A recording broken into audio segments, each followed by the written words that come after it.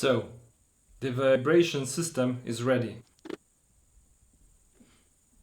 This homemade machine will allow me, probably, to stress relieve the frame for my CNC lathe which I'm making before machining the surfaces for the rails. It consists of the control unit, acceleration sensor, the AC motor, the coupling, two bearings, the inertia element on the shaft, which rotates, and the cover. As we saw already, it kind of works, at least on this machine is stable. We saw the resonance frequency was about 27 Hz.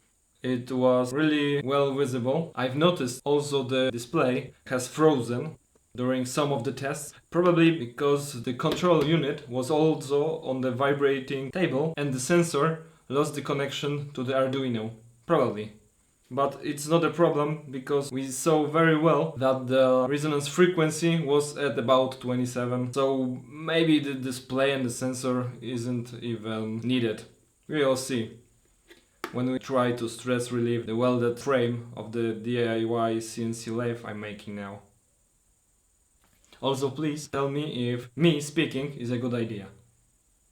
I think it's not. But please, let me know.